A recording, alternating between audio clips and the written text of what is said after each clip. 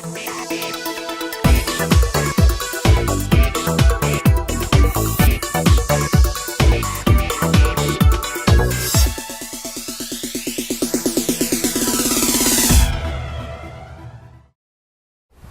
name is Greg, and I'm a graduate student in the Anthropology department at the University of West Florida. And anthropology is the cumulative study of man, or humans. And so one of the areas that I specifically study is archaeology. And archaeology is the study of past people and past civilizations by looking at what they left behind.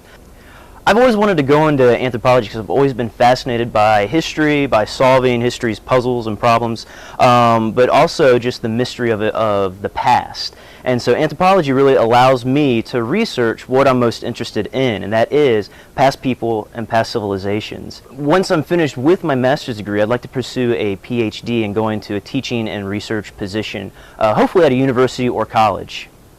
In a program like this, you can expect to take courses in general archaeology, historical archaeology, osteology, evolutionary biology and development, a variety of courses in marine archaeology, working with shipwrecks and submerged sites. And one of my favorite classes are the field schools. And a field school is a very intense class during the summer where students and faculty go out into the field, or they go out outside and they actually excavate and work surveying an archaeological site. And so one of the field schools that I've done has been working in the southeast, specifically in Florida, looking at prehistoric sites and where people were living thousands years ago. My main topic for what I'm working on is I look at how people have used caves within the southeastern United States.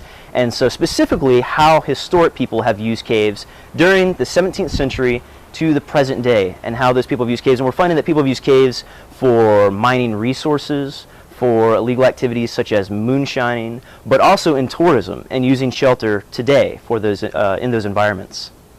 So my favorite part about the anthropology program, specifically the master's degree, is taking all of the theoretical concepts that we learn in the classroom, whether it's methods, techniques, or theories, and applying those out in the field, outside when we're working on archaeological sites, whether that's underwater sites or terrestrial sites, which means sites on the land.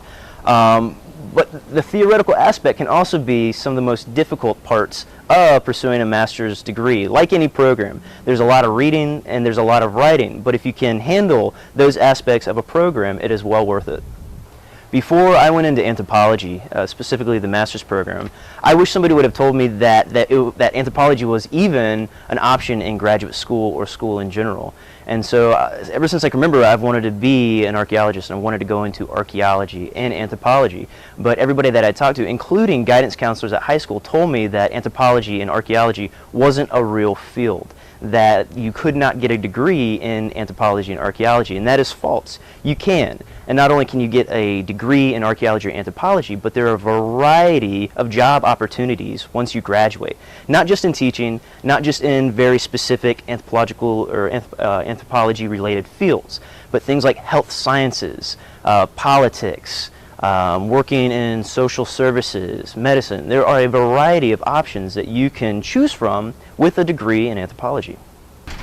Advice that I would give to undergraduates, or really just anybody wanting to pursue a master's degree in anthropology and archaeology, is to find a topic you like within that field and research, research, research. Read everything you can, even things that aren't involved in your topic of interest. Read everything. Also, what a lot of people don't recognize or acknowledge is that a lot of universities and colleges actually have programs that undergraduates can volunteer with, whether that is directed studies, whether that is lab, whether that is actual field projects. And so the key for undergraduates is to find the people that are in charge of those divisions or in charge of those projects and volunteer. That's probably the biggest thing you can do right now, is go ahead and, while you have time, gain field experience and gain research experience. And if you can do that, you'll be leagues and leagues ahead of a lot of people coming into the master's program the same time you are.